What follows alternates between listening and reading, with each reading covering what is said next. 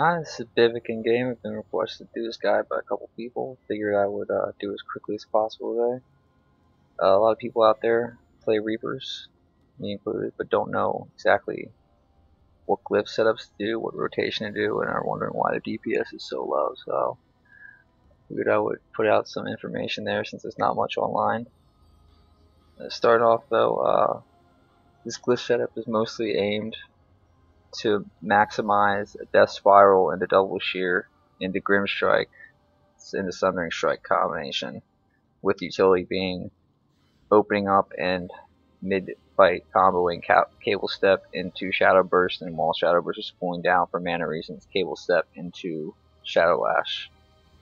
Utility, of course, being that you could stun on Smite, you could use your Shadow Reaping to do multiple combos within one mana pool, and then of course your aggro drop right here, so you can safely get out of bad situations.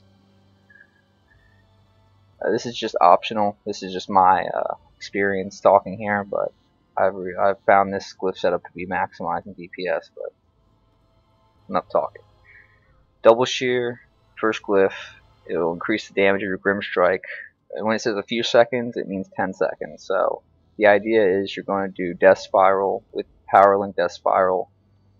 It will increase the damage of your Double Shear and your Grim Strike for 10 seconds by 20%, and then your Double Shear will also increase the damage of your Grim Strike by 20%. So you're going to do the one Death Spiral into one Double Shear. Not only will the Double Shear get 20% damage increase, but Grim Strike will also then get a 40% damage increase. And with the elimination cooldown, you could possibly get 5 off at up to 40% more damage within that 10-second window with a finish up of Sundering Strike. With both glyphs, it will do 15% more damage and double the crit rate. But that's the idea behind it. But the glyphs are 1 in Double Strike, 2 in Sundering, the left and right in Grim Strike, 2 in Death Spiral, 1 in Whipsaw, Pendulum Strike, Power Link, the 2 in Shadow Burst, the one not counting the mana cost reduction, and all 3 in Cable Step. And that'll make it so Cable Step will have a 12-second cooldown, and Shadow Burst and Shadow Lash will have about a 30-second cooldown. So you can just do Shadow Burst on priority, and if Shadow Burst is still down, you can Cable Step into Shadow Lash. Now, I'm not going to talk about the gear, but gems are pretty important. I mean, you can do crit rate for here, but power is most of the time preferred.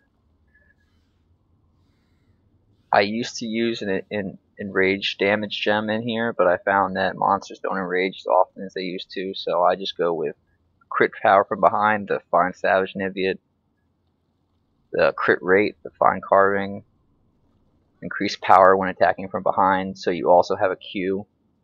So pretty much when you attack from behind with this, it will pop up and say Forcefulness, and it will give you an idea of when you're attacking from behind if you don't actually know when you're attacking from behind. It's very helpful.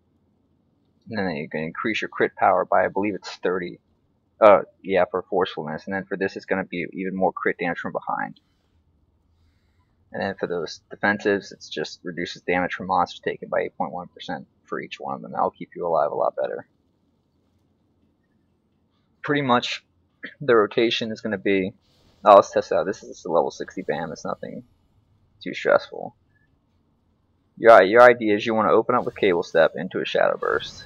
If necessary, you could back off with a Pendulum, do a Whipsaw, and the idea is to get behind the target and be able to do a 1 Death Spiral into a Double Shear, into a Grim Strike, into a Sundering. And if the Grim Strike resets, you could possibly do another Grim Strike before that.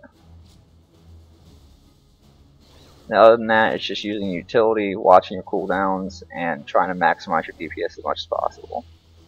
And also, you can use your counterattack if you're about to get hit and you know you can avoid it. It's also a very good way to get behind somebody. Your goal is to get behind them as often as possible.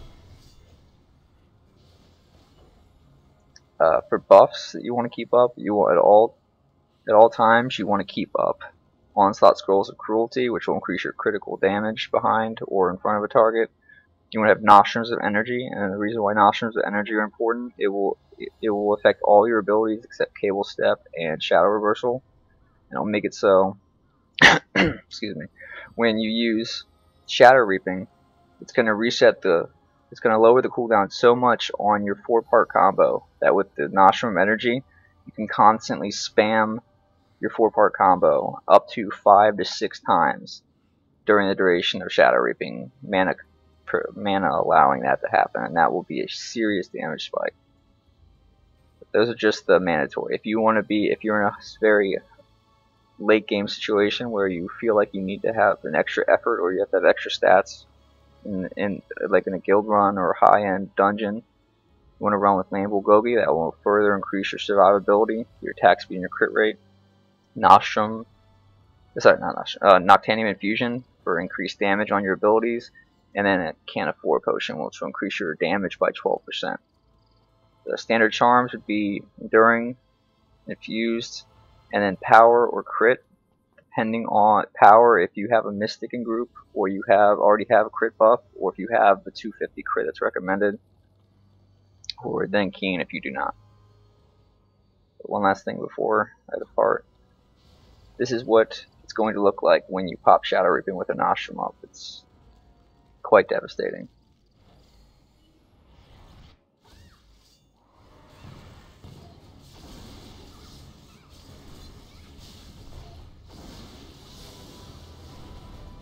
I didn't even get through 2 combos. This has been a very short Reaper guide. I expect it to be much longer, but it's about all I can come up with right now. Thanks for watching.